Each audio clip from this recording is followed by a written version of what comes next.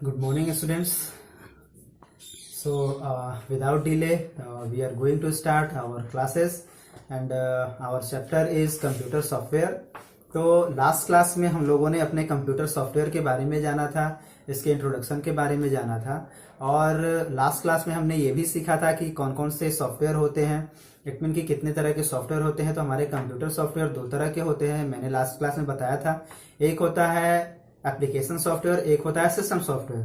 तो last class में हम लोगों ने सिस्टम सॉफ्टवेयर के बारे में पढ़ा था। आज हम लोग पढ़ेंगे अपने कंप्यूटर इट मीन की एप्लीकेशन सॉफ्टवेयर के बारे में, कि हमारे कंप्यूटर पे कौन कौन से एप्लीकेशंस होते हैं जिसके द्वारा हमारा कंप्यूटर आसानी से रन करता है, चलता है। तो बिना हमारे कंप्यूटर के सिस्टम में कोई भी एप्लीकेशन सॉफ्टवेयर होने से हमारा कंप्यूटर आसानी से रन नहीं कर सकता है।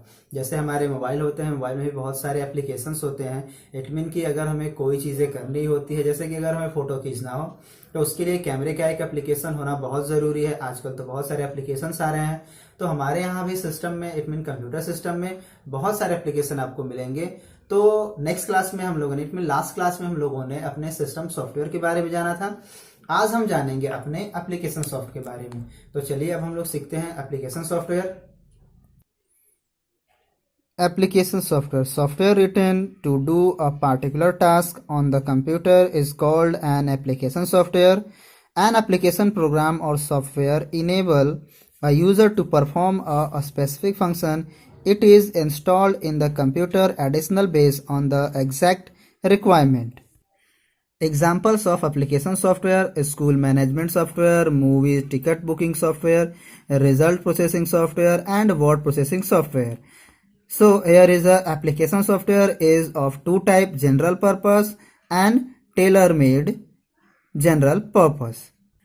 So general purpose application software is a kind of a software that is designed to satisfy common needs of people. Most computer user buy general purpose application software of that self.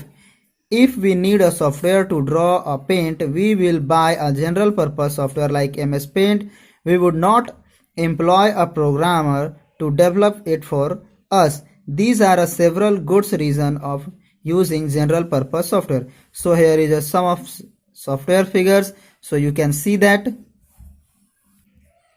these are several good reasons for using general purpose software. It is relatively cheap.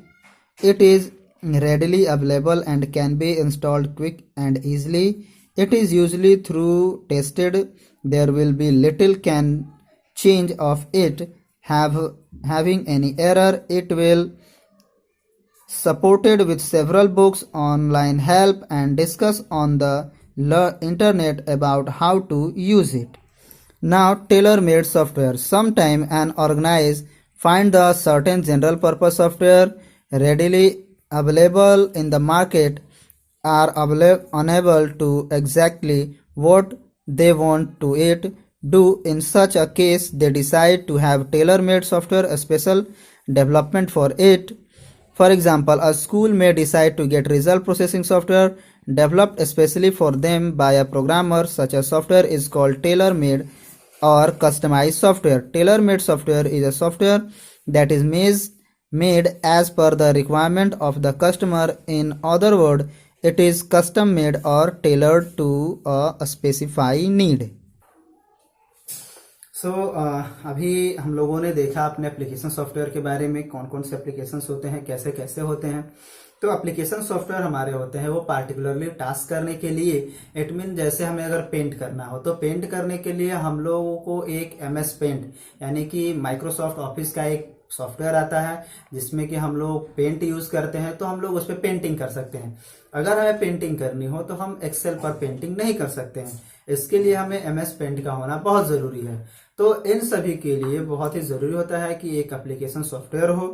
कुछ ऐसे examples हैं हमारे पास में कि जिसके द्वारा हम लोगों को स्पेशल सॉफ्टवेयर क्यों जरूरत पड़ती है हम जान सकते हैं। जैसे कि स्कूल मैनेजमेंट सॉफ्टवेयर है, हमारे स्कूल के बच्चों के डिटेल्स रखना, उनके बारे में जानना, तो इन सब चीजों के लिए भी होना चाहिए। इसके बाद है मूवी की टिकट अगर बिकती है तो उसके लिए भी कंप्यूटर पे ही आजकल ऑनलाइन बिक रहे हैं, तो उसके लिए भी जरूरत होती है। इट मीन रिजल्ट बनाना है तो रिजल्ट के लिए बहुत जरूरी होता है। तो ऐसे ही बहुत सारे हमको सॉफ्टवेयर की जरूरत होती है। जैसा कि मैंने आपको एक फिगर में भी दिखाया था कि हमारे कौन कौन से एप्लीकेशन सॉफ्टवेयर होते हैं। अब सॉफ्टवेयर भी दो कैटेगरीज के होते हैं, जैसा कि पहला जनरल पर्पस और दूसरा होता है टेलर मेड। तो जनरल पर्पस में हमारे वो होते हैं जिसके द्वारा जनरली हम लोग कोई भी अपने काम को करते हैं। जैसे कि अगर हमें कोई भी चीज करनी होती है तो साधारण तौर से हम लोग कर सकते हैं, लेकिन अगर टेलर मेड होता है तो वो अलग होती है। तो पहले जनरल पर्पस क्या होते हैं इनको जानते हैं कि यह बहुत ही चीप होता है, सस्ता होता है, इसके द्वारा हम लोग आसानी से कोई काम कर सकते हैं। इसके बाद हमारा आता है कि रिलेटिवली, और इसको हम लोग आसानी से इंस्टॉल कर सकते हैं। इसके लिए हमें कोई दिक्कत नहीं होती है। अगर हमें किसी चीज की नॉलेज भी लेनी होती है तो ऑनलाइन या किसी के थ्रू या बुक के द्वारा हम लोग इस नॉलेज को ले सकते हैं। तो ये जनरल पर्पस होते हैं। इसके बाद हमारे आते हैं टेलर मेड। तो टेलर मेड इट मीन जैसे कि आपके मार्केट में भी रेडीमेड सॉफ्टवेयर मिलते हैं, ठीक है, कुछ ऐसे सॉफ्टवेयर होते हैं जिनको बनाना होता है। अब इसे टेलर मेड क्यों रखा गया है?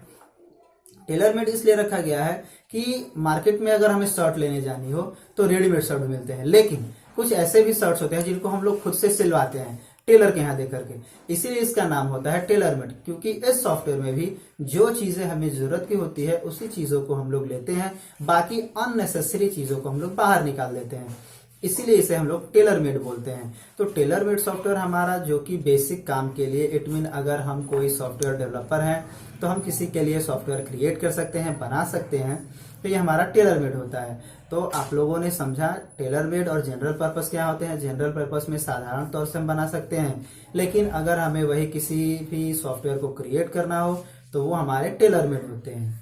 तो ये क्लास आज हम लोग का खत्म होता है और नेक्स्ट क्लास में हम लोग पढ़ेंगे नेक्स्ट चैप्टर के बारे में। तो तब तक के लिए आप मेरे साथ बने रहिए। धन्यवाद।